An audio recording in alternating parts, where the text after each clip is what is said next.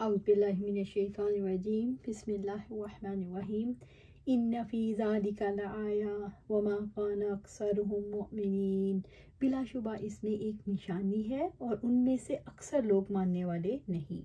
سورۃ الشعراء آیہ 121۔ ان فی ذالک، بلا شبہ اس میں، یعنی نوح علیہ السلام اور ان پر ایمان لانے والوں کی نجات اور جھٹلانے والوں کی ہلاکت میں لآیہ ایک نشانی ہے۔ اس واقعے میں نشانی ہے۔ اس دنیا میں نجات سچے اہل ایمان کے لیے ہے اور باقی لوگوں کے لیے ہلاکت کے سوا کچھ نہیں۔ وما کان اکثرهم مؤمنین، اور ان میں سے اکثر لوگ ماننے والے نہیں۔ یعنی اس واقعے میں نوح علیہ السلام کی صداقت کی زبردست دلیل ہے، مگر پھر بھی اکثر لوگ ایمان سے محروم ہی رہے۔ وَإِنَّ رَبَّكَ لَهُوَ الْعَزِيزُ الرَّحِيمُ، اور یقیناً آپ کا رب سب پر غالب نہایت رحم والا ہے۔ سورۃ الشعراء آیہ 122۔ وَإِنَّ رَبَّكَ، اور یقیناً آپ کا رب جو سارے جہانوں کا پالنے والا ہے، لَهُوَ الْعَزِيزُ الرَّحِيمُ، سب پر غالب نہایت رحم والا ہے۔ قوم نوح علیہ السلام کے واقعے سے اللہ تعالیٰ نے یہ ثابت کیا کہ وہ العزیز ہے، وہ جباروں اور سرکشوں پر غلبہ رکھتا ہے۔ اس کے ایک حکم پر اس کے پانی نے سرکشوں پر غلبہ پا لیا۔ اس واقعے سے اللہ تعالیٰ کی صفت رحیم کو ثابت کیا گیا کہ اللہ تعالیٰ ایک وقت تک مہلت دیتا ہے کیونکہ رحم کرنے والا ہے۔ اللہ تعالیٰ رحیم ہے کیونکہ وہ ایمان والوں کو نجات عطا کرتا ہے۔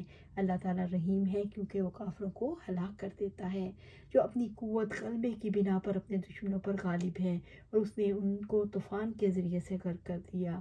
الرحیم، نہایت رحم والا، یعنی وہ اپنی اولیاء پر بھی بہت مہربان ہے۔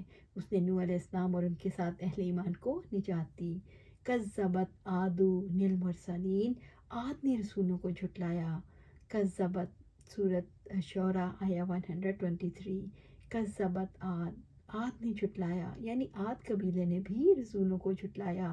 عاد ان کے جد اعلیٰ کا نام تھا، اس لیے اس قوم کا نام عاد پڑ گیا۔ قوم نوح علیہ السلام کے بعد جس قوم نے دنیا میں ناموری اور سربلندی حاصل کی وہ یہی قوم عاد تھی، جسے عاد اولیٰ بھی کہتے ہیں۔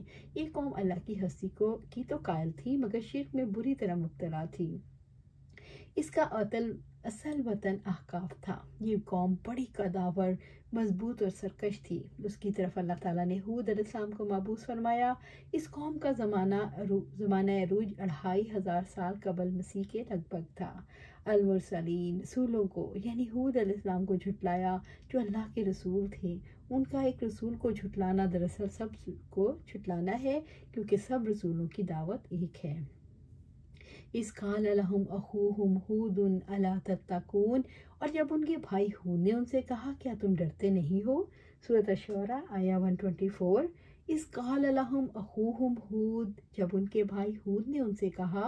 ہود علیہ السلام قوم عاد سے تعلق رکھتے تھے، اسی اعتبار سے انہیں عاد کا بھائی کہا گیا۔ الا تتقون، کیا تم ڈرتے نہیں ہو۔ ہود علیہ السلام نے قوم کو خدا خوفی کی دعوت دی، یعنی تم اللہ کے عذاب سے ڈر کر شرک اور نافرمانی کے کام کیوں نہیں چھوڑتے، یعنی اپنے رب سے ڈرو اور شرک نہ کرو۔ انی لکم رسول امین، یقیناً میں تمہارے لیے ایک امانت دار رسول ہوں۔ سورۃ الشعراء آیہ 125۔ انی لکم رسول امین، یقیناً میں تمہارے لیے ایک امانت دار رسول ہوں۔ ہود علیہ السلام نے فرمایا میں اللہ کا رسول ہوں، اس کا بھیجا ہوا ہوں، امانت دار ہوں، اپنی طرف سے کچھ نہیں کہتا، وہی کہتا ہوں جو رب نے حکم دیا ہے، یعنی میں اللہ تعالیٰ کی وحی اور اس کی رسالت پر امین ہوں۔ فاتقوا اللہ وأطیعون، بس تم اللہ سے ڈرو اور میری اطاعت کرو۔ سورۃ الشعراء آیہ 126۔ فاتقوا اللہ، بس تم اللہ سے ڈرو، یعنی اپنے رب کا حق ادا کرو، اس سے ثواب کی امید رکھ کر اس کے احکامات کی اطاعت کرو، اور اس کے عذاب سے خوف رکھ کر اس کے روکے سے رک جاؤ۔ وَأَطِیعُونِ، اور میری اطاعت کرو، میری اطاعت کر کے میرا حق ادا کرو۔ میں تمہاری طرف اللہ کا رسول ہوں، میری اطاعت تم پر واجب ہے، یہاں تک کہ میں تمہیں وہ سب کچھ پہنچا دوں جو کچھ میں تمہیں دے کر بھیجا گیا ہوں۔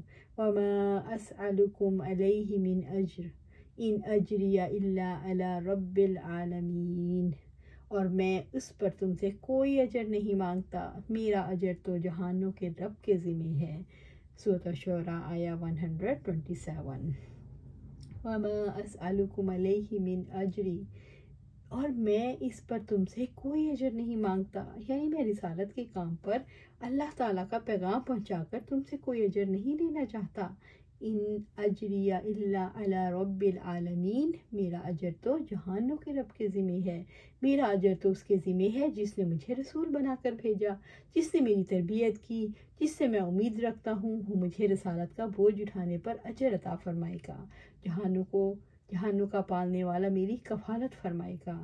اتبنون بکل ریء آیۃ تعبثون، کیا تم ہر اونچے مقام پر لاحاصل ہی ایک یادگار بنا دیتے ہو؟ سورۃ الشعراء آیہ 128۔ اتبنون بکل ریء، کیا تم ہر اونچے مقام پر ہی بنا دیتے ہو؟ حود علیہ السلام نے فرمایا تم عمارتیں تعمیر کرتے ہو، پہاڑوں کے درمیان کشادہ راستوں پر یادگاریں بناتے ہو۔ ری عام گزرگاہ اور شاہراہوں کے قریب اونچی جگہ کو کہا جاتا ہے۔ ایسے ہی مقامات پر مضبوط، عالیشان، نمایاں اور حیران کن عمارتیں بلا ضرورت بنایا کرتے تھے تاکہ مال و دولت اور قوت کا اظہار ہو۔